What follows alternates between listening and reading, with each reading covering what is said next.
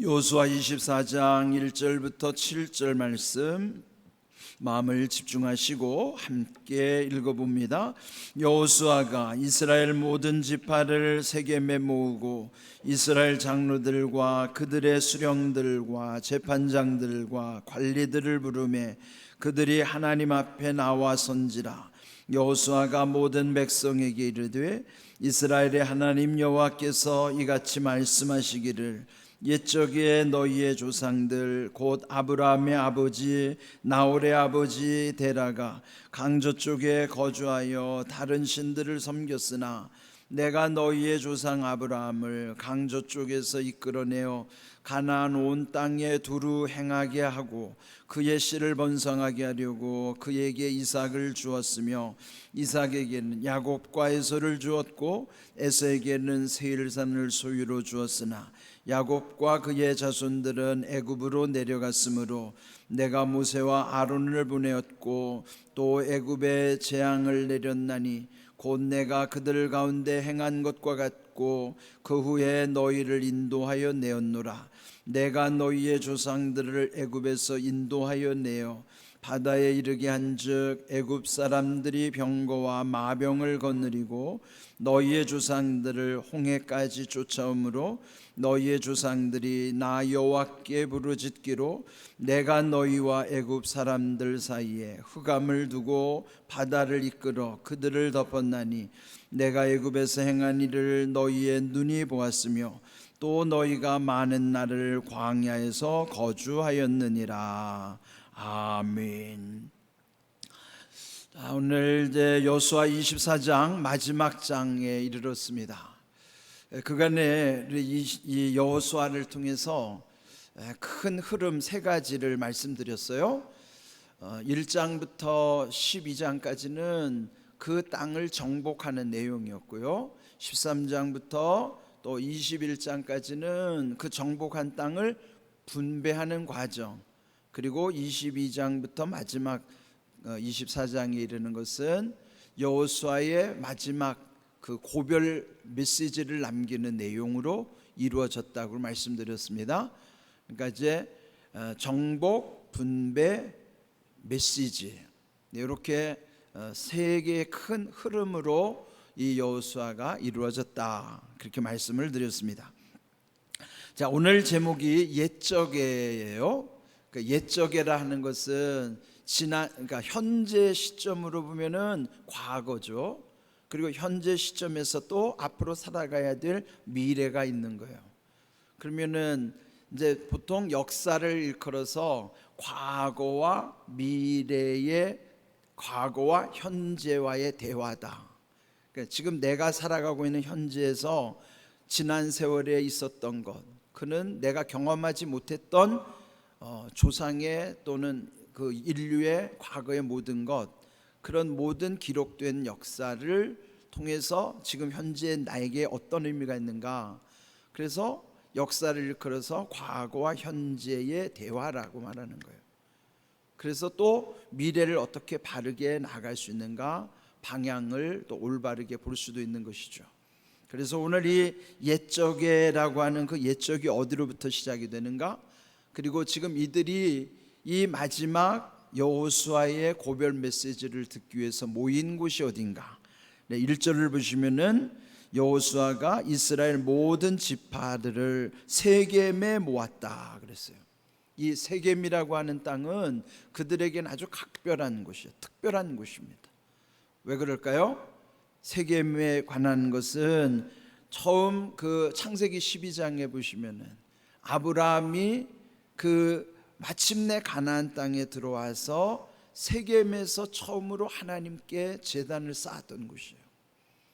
그러니까 뭐든지 그 역사적인 현장, 특별히 그들이 처음 시작했을 때 그 장소는 아주 중요하잖아요. 그래서 그 세겜이라는 것은 그들의 조상 아브라함으로 봐도 처음 하나님께 제단 쌓았던 곳이기도 하지만, 또 두 번째로는 또 야곱은 그 세겜에서요, 그 딸 디나가 세겜 추장으로부터 겁탈을 당하는 사건, 그래서 결국 거기에서 그 여동생을 여동생이 피해 입은 걸 복수하기 위해서 또 시몬과 레위 두 오빠들이 그 세겜 사람들을 감쪽같이 속여서 그들이 이제 혼인을 이제 요청했을 때 야곱의 아들들이 말하기를 우리는 할례를 받아야 당신들하고 우리가 이렇게 결혼을 할 수 있다. 그는 이제 속이기 위한 방편이었죠. 그러면 이제 남자들의 그 생식기를 자르는 게, 그게 생식기 끝을 자르는 게 할례잖아요. 그러면은 이제 그거 오늘로 말하면 포경 수술인데, 그렇게 사흘째 되는 날이 제일 힘든 날인데 시몬과 레위 그 디나의 오빠 둘이서 가서 그 끙끙 앓고 있는 남자들을 다 도륙을 하는 거예요. 이제 그로 인해서 야곱이 분개하죠. 그 악한 악행에 대해서 분개했던, 어떻게 보면은 그 세겜이라는 것은 아브라함에게는 긍정적인 장소이지만은 이 야곱에게는 끔찍한 장소랍니다. 돌이키고 싶지 않은 곳이에요. 그러면 역사적인 현장은 좋은 것만 있는 게 아니에요.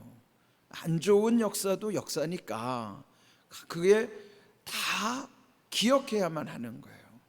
그렇게 하기 위해서 이들을 세겜에 모으고, 또 특별히 거기에 마지막 1절 끝에 보면은 그들이 하나님 앞에 나와 선지라. 그냥 하나님 앞에라는 말이 이제 우리 자녀들이 흔히 옷에 보면은 코람데오라는 말 많이 이렇게 적고 다니죠. 그 코람이라는 게 어디 앞에라는 뜻이고 데오는 하나님이라는 뜻이에요. 그러니까 코람데오라는 건 하나님 앞에, 그런 뜻이죠. 그러면 여기 지금 이들이 코람데오를 하는 거예요. 그들이 온 백성들이 코람데오를 하는 거예요. 하나님 앞에 서는 거예요. 그러니까 예배는 엄밀히 말하면 코람데오의 현장이죠. 새벽마다 이렇게 나오는 거는 여러분이 하나님 앞에 서는 거예요. 즉 새벽 예배가 하나님 앞에는 코람데오의 현장이라고. 그러니까 이들이 지금 모두가 하나님 앞에 서서 그 세겜이라고 하는 역사적인 장소에서 다시 한번 그들의 믿음을 새롭게 하는 거예요. 그걸 뭐라 그래? 갱신한다 그러죠. 새롭게 갱신하는 거예요. 또 이들이 여호수아 8장, 우리가 이미 앞에서 보았지만은 여호수아 8장에 이들이 가나안에 들어왔을 때 그 세겜을 중심으로 에발산과 그리심산에서 그 언약식을 가졌거든요. 그래서 율법을 낭독할 때마다 축복이 선언되면 그리심산에서 아멘 아멘 외쳤고, 저주가 낭독될 때는 에발산에 올라간 그 절반의 지파들이 또 아멘 아멘 화답했던 장소가 세겜이에요. 그러니까 이 세겜이라고 하는 곳은 그들에겐 아주 중요한 장소죠. 여러분에게는 그런 장소가 있습니까? 내가 기억해야 될 장소. 그거 중요합니다. 저도 이 따끔 힘들어질 때요, 아주 힘들어질 때는 제가 처음 목회했던 첫 목회지를 한번 가봐요. 거기는 비록 그 예배당은 볼품없는 예배당이고 아주 시골에 있는 곳이지만은 그때 초심, 저의 첫 마음, 그래서 저는 거기가 기념비 같은 곳이에요. 그래서 거기를 가보면은 제 마음을 다시 한번 추스르는 계기가 되는 거예요. 제가 끼고 있는 이 반지도 거기에 처음 성도들이 제가 목사 안수 받을 때 기념으로 저에게 이 만들어준 반지예요.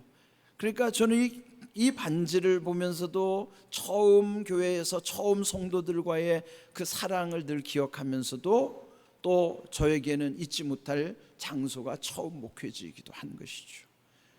여러분에게도 마찬가지예요. 저는 이제 장례를 할 때 자녀들에게 그런 얘기를 나눕니다. 여러분이 부모님을 기억하는 것은 부모님의 유고를 모셔놓은 거기도 중요하지만 그거보다 더 중요한 거는 그 부모님이 예배드리던 자리에 와서 앉아봐라 말이에요. 그 자리가 세겜과 같은 의미예요. 근데 지금 여러분이 앉아있는 자리를 나중에 내가 천국 가더라도 우리 아이들이 그 자리에 한번 와서 나중에 앉아보면서 생각하는 거예요. 지금 여러분이 앉은 자리가 나중에는 우리의 자녀들이 그 부모님을 기억하는 자리가 되는 거란 말이에요. 세겜과 같은 자리가 되는 거예요. 그래서 자리는 의미가 있는 거예요.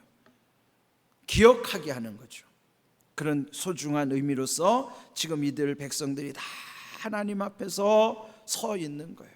그리고 여기에 이제 이 여호수아가 마지막 메시지를 전하는 내용이 이제 2절부터 나와요. 여호수아가 모든 백성에게 이르되 이스라엘의 하나님 여호와께서 이와 같이 말씀하시기를, 그러면서 이제 하나님의 말씀을 그대로 대독하는 거예요. 하나님이 이미 하신 말씀을 여호수아는 대신 전해주는 거예요. 대언하는 거예요. 그 말씀이 옛적에 너희 조상 아브라함의 아버지는 누구예요? 데라죠. 그런데 아브라함이 처음 고향은 어디였는가? 강 저쪽이었어요. 여기에 강은 유브라데스 강을 의미하는 거예요. 그러니까 유브라데스 강을 건너서 3절에 보면은 내가 너희의 조상 아브라함을 강 저쪽, 즉 유브라데스 강 저쪽, 거기가 어디예요? 아브라함의 고향인 갈대아 우르예요. 유브라데스 강 저쪽 너머에 있는 갈대아 우르에서 이끌어내어서 가나안 온 땅에 두루 행하게 하고 그의 씨를 번성하게 하려고 이삭을 주었다. 강 저편에서 강을 건넜어요. 그래서 그 민족 이름을 뭐라 그러면 히브리라고 그러는 거예요. 히브리 민족이라고 그러죠. 히브리라는 뜻이 뭐냐면은 강을 건넌 사람들이란 뜻이에요. 그 히브리 민족, 이스라엘 민족을 히브리 민족이라고 그러는데 히브리의 뜻이 강을 건넌 사람들이란 뜻이란 말이에요. 이게 영적으로도 중요한 의미예요. 그들이 유브라데스를 건너서 가나안에 들어왔지만은 이들이 애굽에 있을 때도 홍해를 건너고 요단을 건너서 계속 물을 건너고 하는 거예요. 우리도 영적인 의미로서 히브리의 의미는요, 이렇게 경계를 넘어가는 거라고 그렇게. 이것이 우리가 영적인 성숙에 아주 중요한 거예요. 강 저편에서 강을 건너 히브리라는 그들이 민족이 만들어지는 과정. 그래서 결국 그 아브라함을 통해서 이삭에게 은혜를 주셨고 또 이삭에게 야곱과 에서를 주었고 또 그런데 그들은 애굽으로 내려가게 됐죠. 야곱이 애굽으로 내려갔으므로 5절 내가 모세와 아론을 보내었고, 여기서 보면요, 내가라는 표현이 3절부터 5절, 6절, 7절, 8절 계속 내가를 강조하는 거예요. 내가 누굴까요? 하나님이 하셨다는 거죠. 이 성경은 철저하게 하나님이 하셨음을 하나님도 우리에게 말씀해 주시지만은 우리 입장에서도 모든 것이 하나님이 하셨다는 것을 인정하는 거예요. 그걸 받아들이는 게 믿음이란 말이에요. 그러니까 우리는 믿음 가운데 나를 드러내는 게 아니라 하나님이 하셨다는 것을 인정하는 거예요. 여기 계속 하나님을 강조하는 거예요. 내가 그렇게 했다. 3절에 내가 너희 조상 아브라함을 강을 건너게 했고 또 내가 이삭을 주고 또 야곱과 에사를 줬을 뿐만 아니라 5절에 그들이 애굽에 내려갔을 때도 내가 모세와 아론을 보냈고 6절을 내가 애굽에서 인도하여 내어 바다에 이르게 한즉, 이게 뭐예요? 홍해에 이르게 한즉 애굽 사람들이 병과 마병을 거느리고 너희 조상을 홍해같이 쫓아오므로 너희 조상들이 나 여호와께 부르짖기로 내가 너희와 애굽 사람들 사이에 흑암을 두고 바다를 이끌어 그들을 덮었나니 내가 애굽에서 행한 일을 너희의 눈이 보았으며 또 너희가 많은 날을 광야에서 거주하였느니라. 그들이 지금 옛적에 있었던 일을 여호수아가 조목조목 기억나게 하는 거예요. 살다 보면 순간 잊어버리면서 살 때가 있잖아요. 그래서 자꾸 말해줘야 되는 거예요. 여러분이 자녀들에게도요, 그냥 잔소리 같지만은 이 영적인 의미는 잔소리가 되도록 해야 돼요. 귀에 딱지가 않도록 계속 말해줘야 됩니다. 저희 외할머니가 저한테 그렇게 해주셨어요. 잊을만 하면 우리 가족 역사에서 우리가 어떻게 예수님을 믿게 됐는지를 잊을만 하면 또 말씀해 주시는 거예요. 그래서 저는 그 외할머니에게 들은 우리 가족 역사에 우리가 예수님을 믿게 된 것이 그냥 저는 평생의 저희 신앙의 지침이 된 거예요. 그것 때문에 사실 제가 신학을 결심하게 됐기도 하지만은, 그래서 여러분의 자녀들에게도 듣기 싫다고 안 전해주면 안 돼요. 듣기 싫어도 전해줘야 돼요. 그래야지만 그 아이들이 우리 집이 어떻게 예수님을 믿어서 여기까지 이르고, 그래서 우리도 어떻게 예수님을 더 잘 믿어가지고 하나님의 더 큰 은혜 가운데 살아가야 될 것인가를 아이들 속에서, 자녀들 속에서 깨닫게 해줘야 되는 거예요. 그게 역사를 가르쳐주는, 그게 교훈이란 말이죠. 그래서 이스라엘은요, 역사의 교훈을 얼마나 뼈저리게 느꼈는가. 그들이 2차 세계대전 때 독일에서요 600만 명이 넘는 그 희생을 당했잖아요. 그런데 여러분, 이스라엘 가보면 그 역사관에 딱 써놓은 게 있어요. 그게 뭐냐면은 용서하되 잊지 말자. 그 독일의 히틀러의 만행을 우리는 역사를 용서하지만은, 그러나 다시는 이런 일이 있어서는 안 되니까 잊어버리면 안 된다. 그게 역사의 교훈이라고요. 왜 역사가 중요한가?